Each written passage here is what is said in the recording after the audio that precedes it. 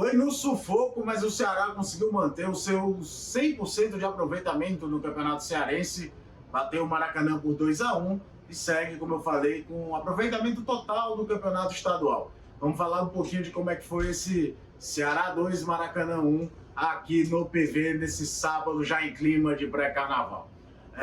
O Gustavo Mourinho trouxe uma equipe com a formação tática, na teoria, com duas linhas de 4 e dois atacantes à frente. O Janderson aberto do lado direito nessa linha, o Castilho aberto do lado esquerdo, os dois volantes Kaique e Schatz, e aí Vini e Luvanor um pouco mais adiantados.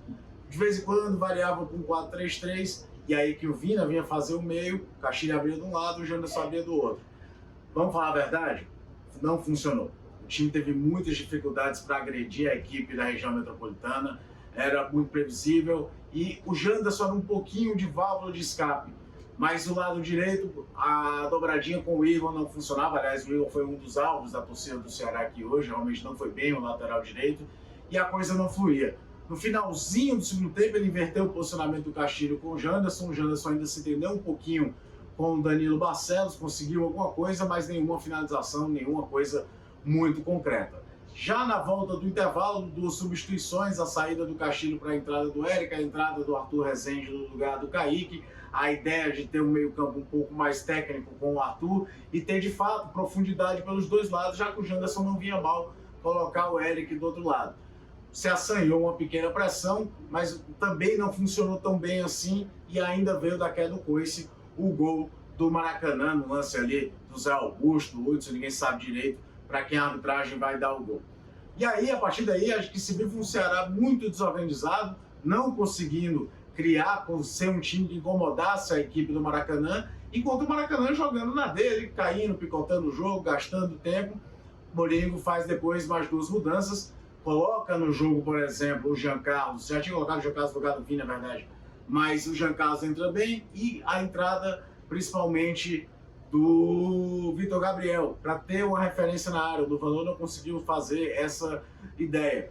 O time cresce em volume, não consegue ainda de imediato criar tantas chances, mas cresce de fato em volume. E na primeira finalização concreta a gol, uma jogada feita por dois jogadores que entraram no decorrer da partida, passe do Eric para o Giancarlo cruza, o Janderson faz 1-1 para um alívio geral.